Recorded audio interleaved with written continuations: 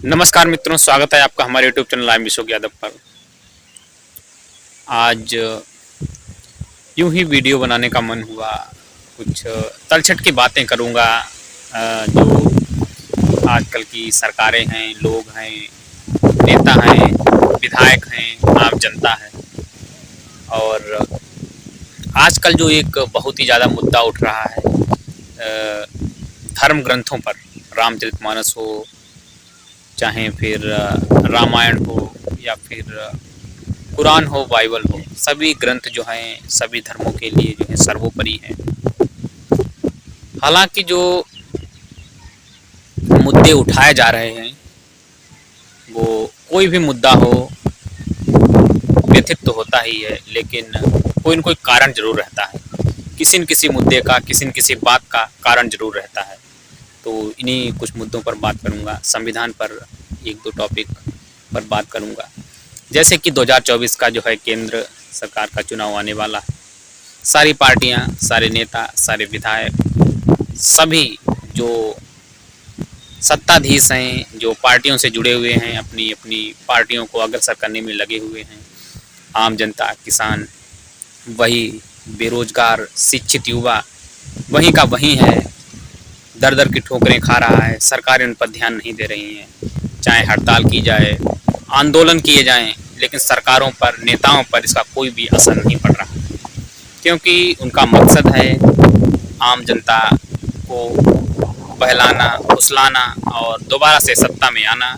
और फिर जो अभी तक पिछले वर्षों में होता आया है, कोई भी सरकार रही हो, कोई भी नेता रहा हो, वो सिर्फ और सिर्फ अपने लिए ही सोचता है। अगर जो बजट उसे दिया जाता है, जितना पैसा दिया जाता है, जितना उसे कार्य सौंपा जाता है, अगर उसमें से वो 50% भी कार्य जो है जनता के लिए कर दे, तो कहीं ना कहीं जनता का भी उद्धार होगा। और वो नेता, वो विधायक, वो सत्ताधीश जनता की आंखों पर रहेगा, सर आंखों पर छाया रहेगा। लेकिन सरकारों द्वारा, लोगों द्वारा ऐसा नहीं किया जा रहा है। आम किसान वहीं का वहीं है। जीडीपी की बात करूंगा। जीडीपी बढ़ाकर जो है प्रति व्यक्ति आय 1,97,000 कर तो दी गई है, लेकिन जो पूरे देश का जितना भी पैसा है उसका 60% पैसा मात्र 1% लोगों के पास में, बचा हुआ 40% पैसा आप जान ही सकते हैं कि 135 करोड़ जनसंख्या और 60% पैसा मात्र 1% लोगों के पास है। तो आम स्थिति आप समझ सकते हैं, दयनीय स्थिति उस किसान के समझ सकते हैं, उस बेरोजगार युवा के समझ सकते हैं क्या उस पर गुजर रही होगी। और कंपनियों की बात करूंगा। नौकरियां तो समझ लो कि गिद्ध पक्षियों की तरह उड़ ही गई हैं। आजकल की कंपनियां आती हैं, अपना आधिपत्य जमाए रखती हैं, और जो उसमें वर्कर लोग काम करते हैं एक नौकर के रूप में, उनको यूं ही घोड़े की बोझे की तरह, गधे के बोझे की तरह जो है यूज किया जाता है, उसका उपयोग किया जाता है। और अगर छोटी सी भी गलती होती है, निकाल कर बाहर फेंक दिया जाता है। ऐसी स्थिति रही है कंपनियों की। और भी कई कंपनियां स्थापित करने का जो है श्रेय दिया गया है। उत्तर प्रदेश में भी मैं उन सत्ताधीशों का नाम तो नहीं ले सकता हूँ, लेकिन आप समझ सकते हैं। अगर आप जो है न्यूज़ चैनल से जुड़े हुए हैं या फिर जो है अखबारों से आप कुछ जो है थोड़ा भी उनके इर्द गिर्द रहते हैं, तो आप समझ ही सकते हैं मैं किसकी बात कर रहा हूँ। और बात करूँगा थोड़ा बहुत रामचरितमानस पर, जो विवादित बयान सपा कि जो स्वामी प्रसाद मौर्य के द्वारा दिए जा रहे हैं, कि उसमें जो कुछ चौपाइयाँ हैं, जैसे कि एक चौपाई है, ढोल गवार शूद्र पशुनारी सकल ताड़ना के अधिकारी।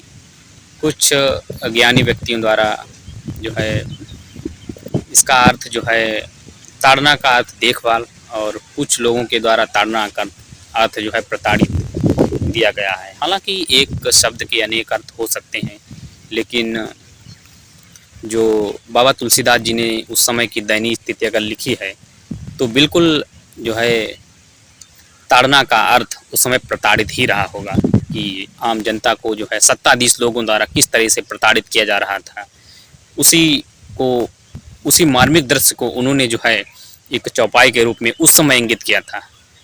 वो चौपाई इस समय, हालांकि इस समय भी उसका आधिपत्य है, लेकिन उस तरीके से उसका आधिपत्य अब नहीं रह पाया है। उस समय की आप सोच सकते हैं कि कितनी दयनीय स्थिति रही होगी, जो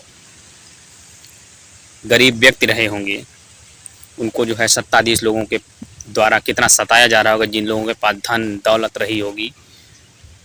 और दास प्रताप के बारे में तो आप जानते ही हैं कि कितना जो है ताड़नाएँ दी जाती थी, प्रताड़नाएँ दी जाती थी।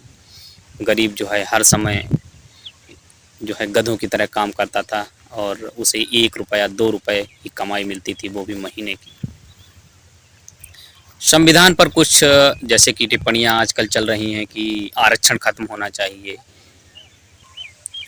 आरक्षण हाँ बिल्कुल खत्म होना चाहिए। आरक्षण जब आरक्षण दिया गया होगा तो उस समय की दयनीय स्थिति के बारे में तो सोचा भी नहीं जा सकता है कि क्या अगर उस समय आरक्षण जब लागू हुआ होगा तो ऐसे तो लागू नहीं हुआ हो गया होगा कि जो गरीब लोग रहे होंगे या फिर जो जिन जातियों में भिन्न जो है छोटे वर्गों में जिन जातियों को जो है बांटा गया है, अगर उनको आरक्षण दिया गया है तो उस समय की कुछ दयनीय स्थिति जरूर रही होगी। जो सत्ताधीश अधिकारी रहे होंगे, जिनके पास धन और दौलत तमाम रहा होगा, और उन गरीबों को सताया गया होगा जब भीमराव अम्बेडकर जिन्हें जो है संविधान बनाया होगा, आरक्षण लागू किया होगा, तब भी जो है इसका विरोध जरूर हुआ होगा।